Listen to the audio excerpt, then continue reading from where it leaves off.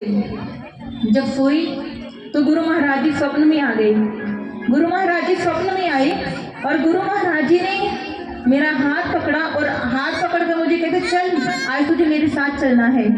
तो मैं महाराज जी का हाथ पकड़कर उनके साथ साथ चलने लगी। गुरु महाराज जी मुझे अनेक लोकों में, ब्रह्मांड में पता नहीं क्या क्या वो मुझे दर्शन करा रहे हैं, दिखा रहे हैं।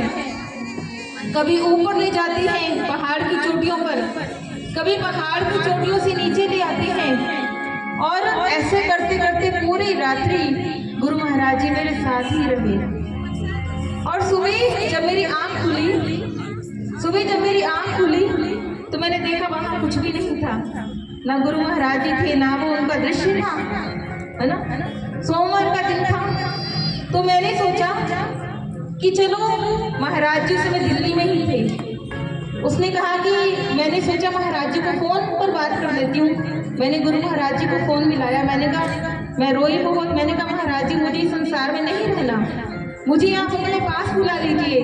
महाराज जी कहते कि नहीं, तुम्हें अपनी गृहस्थी में रहकर ही ध्यान साधना सेवा करनी है। अभी हम तुम्हें यहाँ नहीं बुला सकते हैं, इसलिए तुम वहीं रहो। कहते उसके बाद वो बहन कहती है कि मेरे पति देव जो है वो दूध लेने के लिए फोन मैंने रख दिया। मैंने चाय का जो पतीला था वो गैस पर रखा था चाय बनाने के लिए, और पति देव जो थे वो दूध लेने चले गए। पति देव दूध लेने चले गए और एक दरवाजा खुला हुआ था।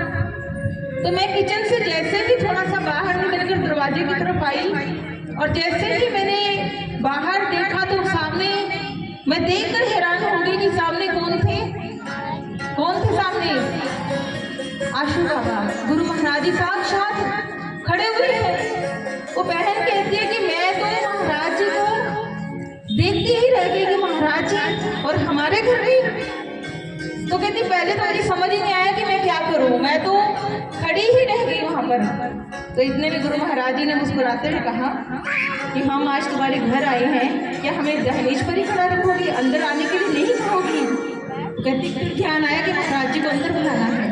गुरु महाराज जी को भीतर बुलाया तो बहन कहती है कि मैं इतनी पोरा गई, मैंने महाराज जी को तो नीचे जमीन पर आसन बिछा कर बैठा दिया और मैं खुद पलंग पे बैठ गई। मतलब इतना समझ ही नहीं आ रहा कि मैं करूँ क्या, है ना। इतने भी पति देव जो थे वो दूध लेकर आ गए चाय के लिए। तो पति देव कहते कि कुछ पूछ तो ले महाराज जी से, क्या लेंगे? तो मैंने कहा महाराज जी आप क्या लेंगे, दूध लेंगे या चाय लेंगे? गुरु महाराज जी कहते कि मैं चाय ही पीऊँगा। क्यों? क्योंकि महाराज जी को पता कि अभी किचन में क्या बन रही है, चाय ही बन रही है। महाराज जी कहते हम तो चाय ही लेंगे। तो वो पति थे उनके साथ में, वो चाय लेकर आए, साथ में जो भी नमकीन बिस्किट जो भी था वो रखा। महाराज जी ने कहा कि बस हम चाय ही लेंगे। गुरु महाराज जी ने वहाँ चाय पी उनके घर में बैठकर, और उसके बाद गुरु महाराज जी ने उनके पति देव को बहुत सत्संग सुनाया। कम से कम 15-20 मिनट या आधा घंटा तक महाराज जी ने उनके पति देव को सत्संग सुनाया। उसके बाद गुरु महाराज जी कहते कि अच्छा अब हम चलते हैं ना, आप बाहर मत आना, आप अंदर ही रहो, हम चलते हैं। उसने कहा ठीक है। बहन ने कहा, तो वो बहन अपनी, क्योंकि फर्स्ट फ्लोर पे थे तो गैलरी में आकर खड़ी हो गई कि महाराज जी जैसे सीढ़ियों से नीचे उतरेंगे तो हम जाते हुए गुरु महाराज जी को देख लेंगे, है ना। तो वो खड़े हुए दोनों पति पत्नी और देख रहे कि महाराज जी अभी नीचे उतरेंगे, हम उनके दर्शन कर लेंगे। अब क्या हुआ जी, क्या हुआ? गुरु